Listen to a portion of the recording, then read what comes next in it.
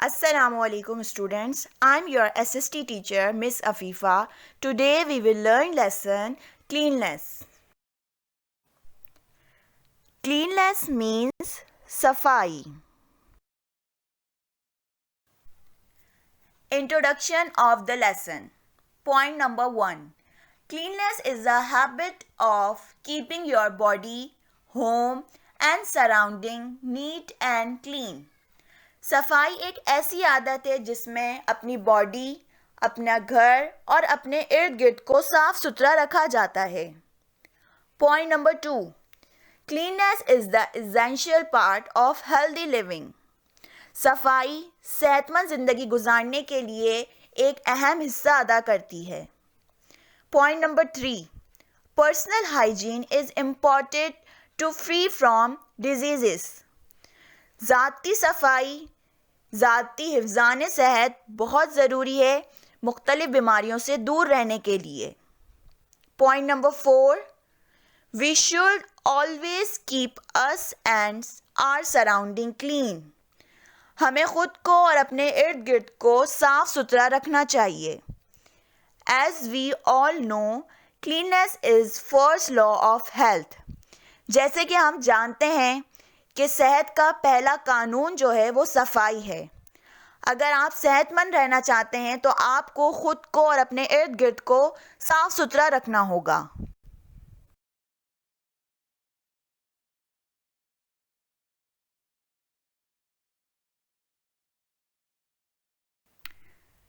If you want to be clean and hygienic, you should follow these rules. Number 1. Brush your teeth. Point number 1. You should brush your teeth twice a day when you wake up and before you go to bed. हमें 2 बार brush करना चाहिए दिन में, जब हम सुबह सो के उठें और जब रात में हम सोने जा रहे हों. Point number 2. Germs bacteria in your mouth grow on your teeth and around the gums every day. रोज़ाना डिफरेंट बैक्टीरिया और जर्म्स हमारे मुंह में और हमारे दांत के अराउंड जो हमारे रेड पार्ट होता है गम्स में ग्रो कर रहे होते हैं. Point number 3. Use toothpaste and a toothbrush. As you see in picture, हमें टूथपेस्ट और टूथब्रश इस्तेमाल करना चाहिए. Point number 4. Gently and thoroughly brush each side of every tooth and the gums. बहुत ही आराम से और आहिस्ता हमें ब्रश करना चाहिए और अपने दांत के हर साइड को हमने ब्रश करना चाहिए. It should take about 3 minutes to do them all. We should have complete this process within 3 minutes. Number 2. Wash your hands before meal.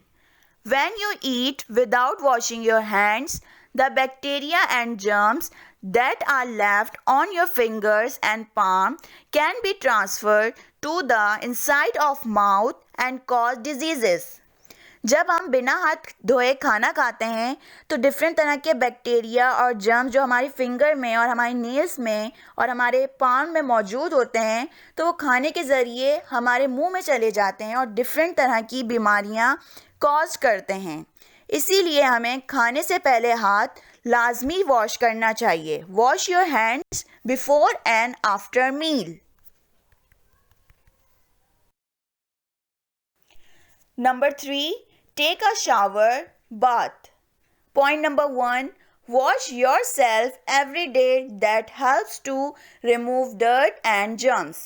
हमें रोज़ाना अपने आप को वॉश करना चाहिए, नहाना चाहिए, जिससे हमें डिफरेंट जर्म्स को, डिफरेंट तरह की जो डर्ट हमारे बॉडी पे आ जाती है उसको रिमूव करने में हेल्प मिलती है और हमारी बॉडी भी क्लीन हो जाती है. Point number 2. Shower keeps your body healthy and clean. रोज़ाना नहाने से हमारी बॉडी हेल्दी हो जाती है और क्लीन हो जाती है. इसीलिए हमें रोज़ाना शावर लेना चाहिए.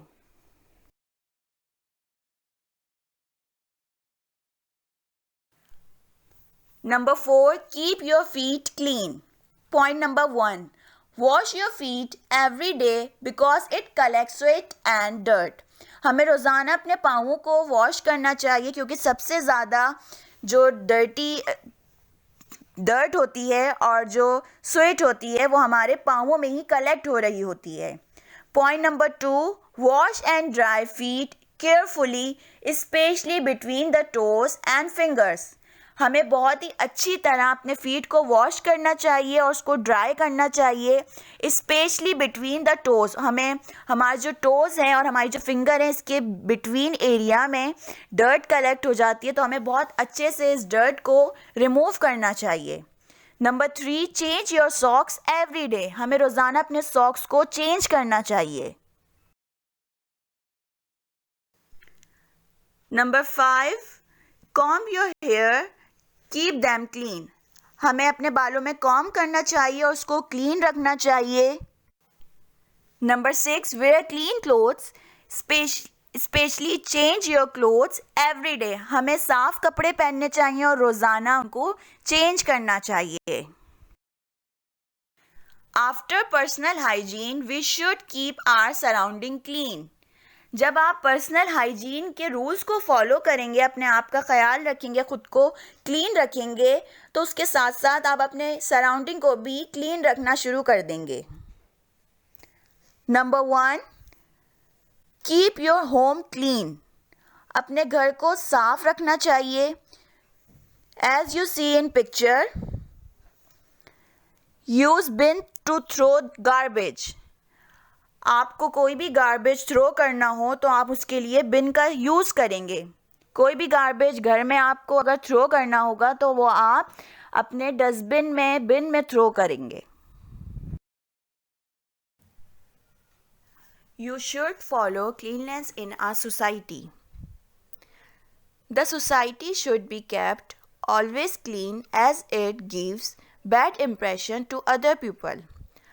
हमें अपनी सोसाइटी, वो एरिया जहाँ हम रहते हैं, एग्जिस्ट करते हैं, उसको क्लीन रखना चाहिए, क्योंकि जब हम अपने एरिया, अपनी सोसाइटी को गंदा रखेंगे तो उस पर हमारा बहुत ही गंदा इम्प्रेशन, बहुत ही ख़राब इम्प्रेशन हमारा दूसरे लोगों पर जाएगा कि हम अपने सोसाइटी को, अपने उस एरिया को बहुत गंदा रखते हैं जहाँ पर हम रह रहे होते हैं।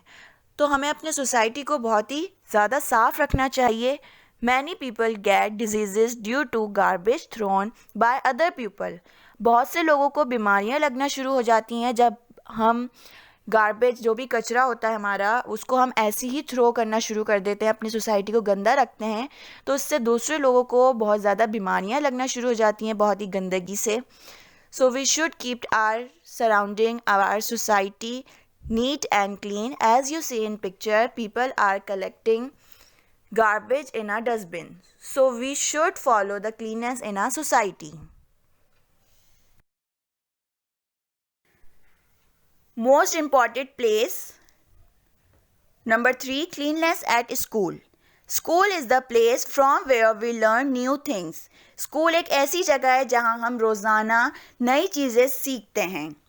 Don't throw paper, garbage or any other waste around.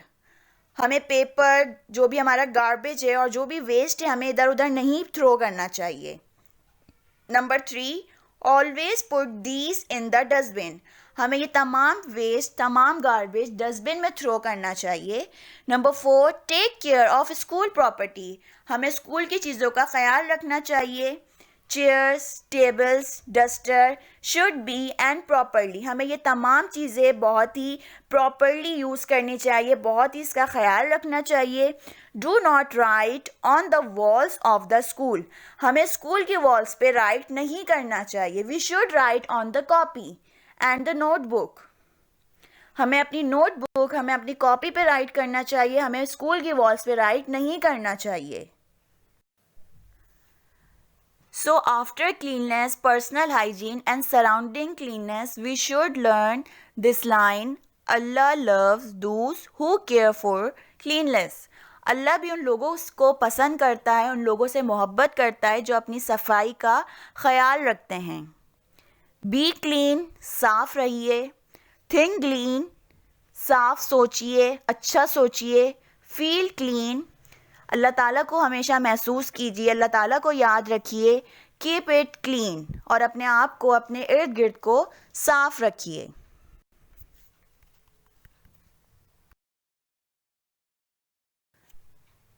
So students, I hope you understand the concept of cleanliness. You should follow the rules of personal hygiene. You should clean your surrounding, your home and your school. So be clean, be safe and be healthy. Thank you.